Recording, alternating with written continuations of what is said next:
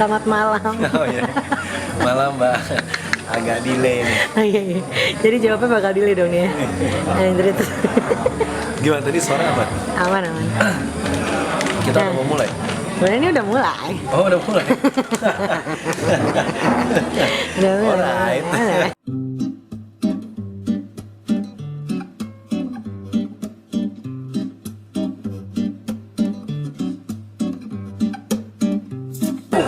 Gue memperkenalkan diri nggak? Nggak usah. Boleh boleh aja. Kalau boleh aja. Memperkenalkan diri juga boleh loh. Boleh banget.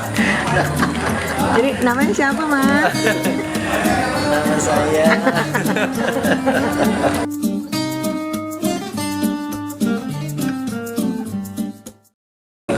Nama saya Bismo, aka Noise Gila. Asik. Kerjanya sebagai Kerjaannya sebagai pelacur pria. bayaran mahal tapi soalnya ada ini. Ah iya, iya. Panjang loh nih. Oh panjang. Lihat nih, tapi kesini. Sampai oh nggak sampai pantat, lebih dari pantat. Yo, jadi gimana?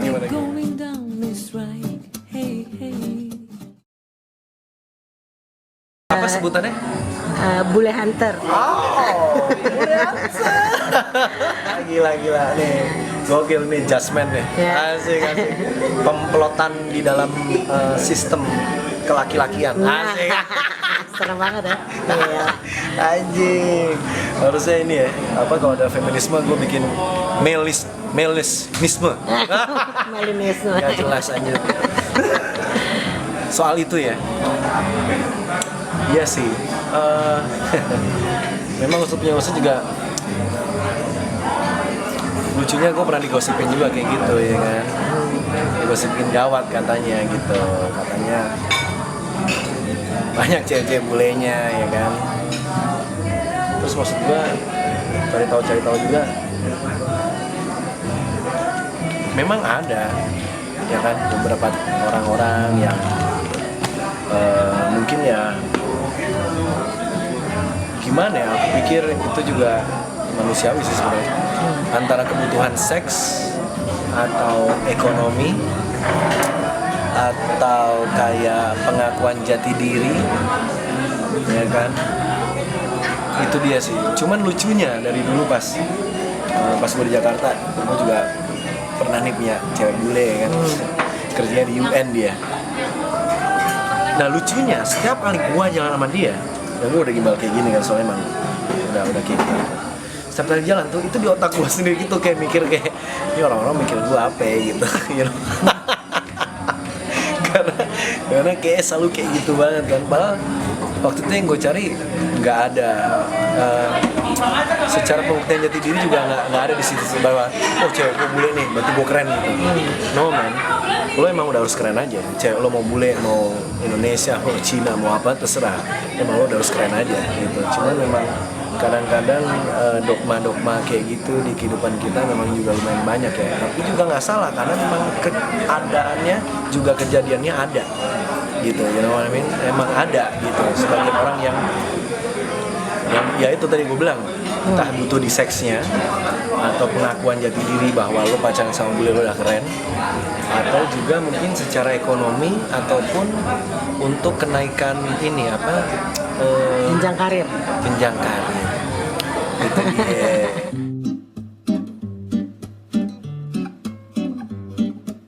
Itu mungkin jadi simbiosis mutualisme aja sih ya kan, antara si cowok Indo dengan cewek bule, ataupun sama juga nih cewek Indo dengan cowok bule gitu kan, karena juga banyak juga yang kayak gitu.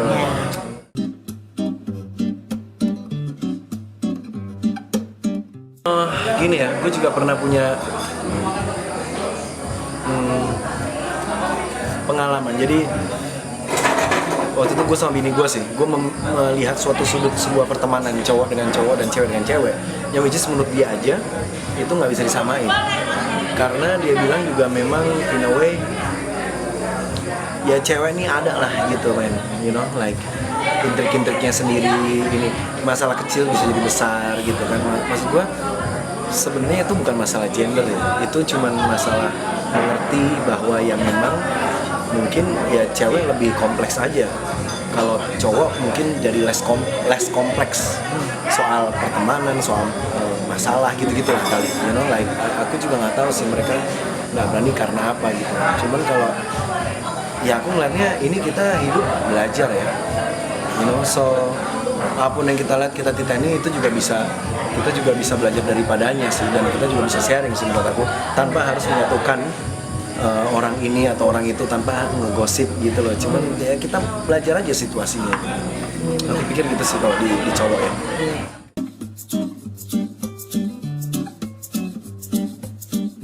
Ya in a way jujur juga sih, ada beberapa persen teman-temanku yang aku lihat memang membantu secara karir akhirnya.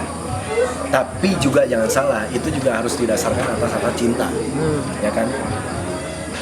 Jadi mereka membantu juga nggak pamrih gitu maksudku. Tapi memang kejadian beberapa teman-temanku yang karir ini juga pada terus keluar negeri, mereka entah mungkin atau di sana atau main musik di sana atau painting di sana atau apapun lah. Dan memang kebanyakan biasanya aku kenal juga ya cowok-cowoknya memang orang-orang kreatif ya.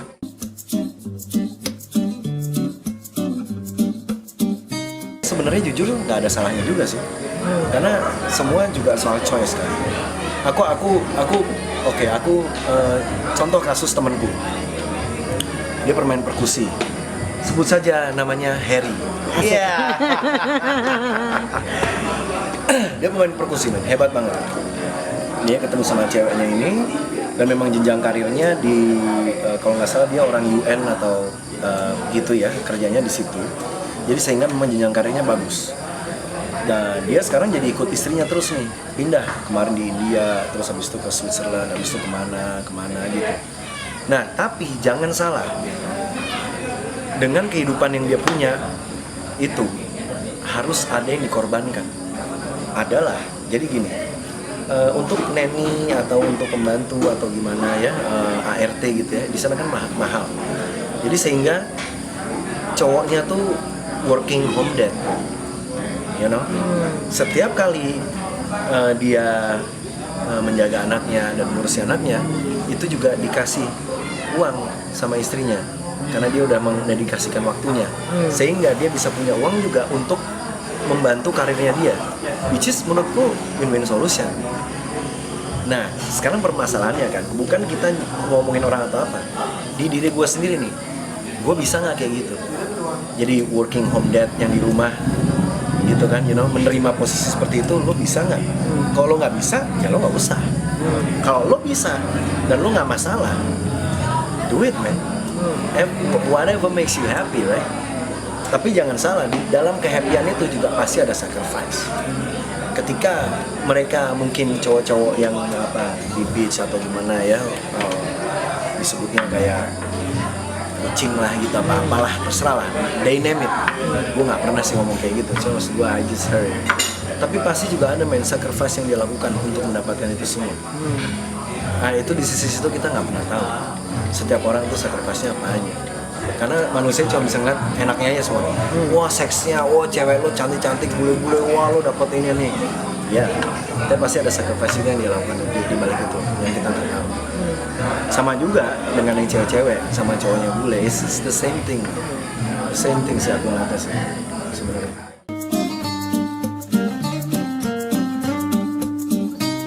Itu sangat susah kan, gimana lo bisa tahu kehidupan seseorang dan apa yang dia lewatin gitu. Tanpa lo nggak ngerasain juga kan, kita nggak pernah tahu soalnya. Cuman satu hal yang kalau aku agak risih itu adalah sampai di kuping gua soalnya nih omongan orang-orang atau anak-anak atau siapapun lah yang ngomongin tentang soal ya? gua gitu ya kan. Oke, anjir, gua udah ngelakuin aja kagak gitu. I've been just like this. Oh, tapi jangan salah. Jadi gini, ada juga mereka-mereka yang menggunakan situasi kayak creative situation, habis itu bisa dapetin ceweknya gitu, ya kan? Banyak tuh. Iya, banyak. Nah, gue juga make masih kreatif situation itu, gimana gue ketemu cewek apa, terus kita bikin karya bareng atau ngobrol atau apa. Tapi gue nggak ngambil di bagian seksnya, karena menurut gue hubungan yang sinergi seperti itu, ya kan, dan lo bisa orgasme bersama, di dalam karya seni, apapun bentuk seninya, itu asupan energi ke jiwa lo lebih enak daripada hubungan fisik. Betul, I can assure you that. Yoi, dan itu lo bakal nagih. Itu yang orang-orang nggak pernah tahu. Gitu, mereka mikir kayak, oh gue pasti juga ini, oh gue pasti cipok lah, oh gue pasti itu. No man, itu yang susah man. Gimana lo bisa nahan diri lo tuh, udah cuman sampai di situ, sehingga karya lo keren banget, lo rasanya asik, tapi nggak pakai hubungan fisik. Kayak puasa malah. Itu keren sih. Puasa. Kayak puasa terus ada cewek-cewek pakai G-string gitu-gitu, lo tau gak lo? Kayak lo nggak boleh ngapa-ngapain gitu. Itu rasanya kayak gitu sebenarnya. You know? Tapi kalau lo berhasil ngelakuin itu, it's a great feeling man.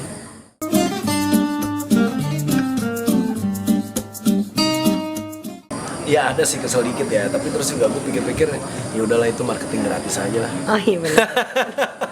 Ya kan, promo gratis aja lah biar orang juga ngomong-ngomongin ya kan. Iya benar banget. Lo nggak ngapa-ngapain aja diomongin terus. Iya benar banget. Iya kan, promo gratis aja is okay lah.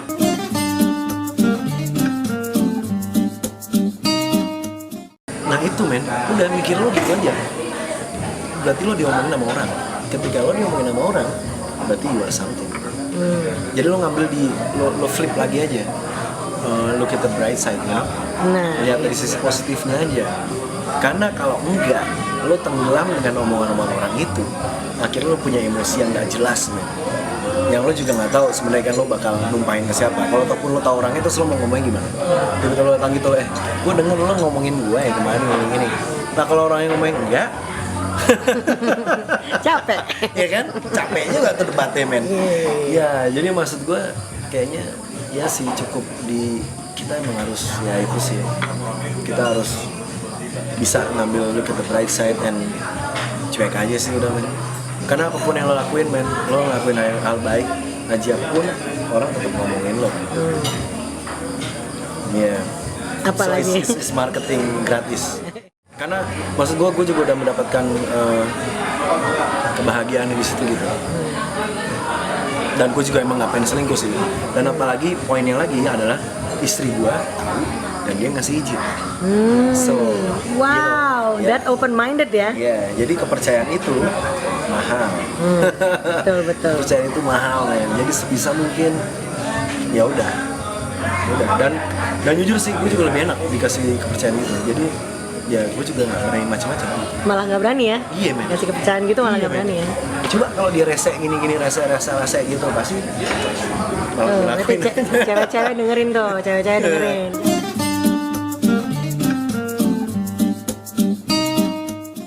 Iya, tapi bukan cuma larangnya aja ya, mungkin harus ada kepercayaan juga di situ kan. Iya. Jadi ada kepercayaannya dan juga jangan terlalu dilarang. Kasih kebebasan itu harusnya itu kepercayaan itu akan balik lagi. Sama juga cowok-cowok juga dengerin tuh, banyak loh cowok-cowok yang posesif nggak jelas kayak gitu men. Maksud gua, you just doing hell to your own relationship sih buat gua.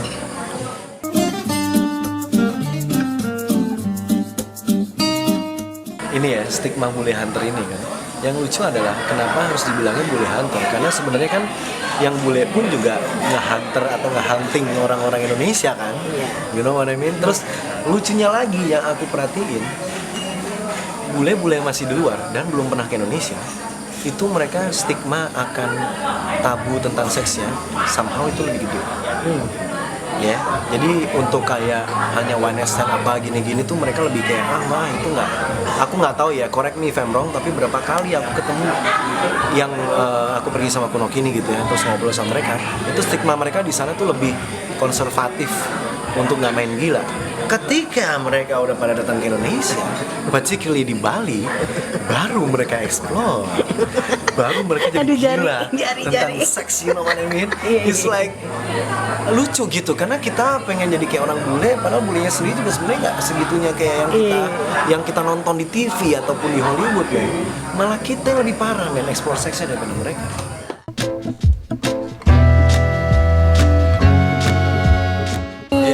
Jadi rencananya insya Allah banget Noise Gila yang gue sendiri akhirnya bakal rilis single baru. Itu kayak dalam sebulan 2 bulan nih itu udah bakal keluar. Terus Kunokini bakal ngeluarin juga single baru. Ini bakal dahsyat. Kita ada kolaborasi sama females rappers and singers Southeast Asian gitu, termasuk Indonesia juga gitu. Terus aku juga secara pribadi ngeproduserin temenku yang baru mau keluar sebagai penyanyi, itu juga bakal keluar singlenya ya. Dan juga yang sama John Moon sama Jerman udah keluar sebenarnya. Wih, oh udah keluar? Udah keluar. Oh, berarti nanti sama kasih tahu. Youthman Record, yes. Youthman Record. Youthman Record dari Jerman. Iya. Alright. Mas Bismo Makasih ya. waktunya. Iya. Thank you. Bye bye.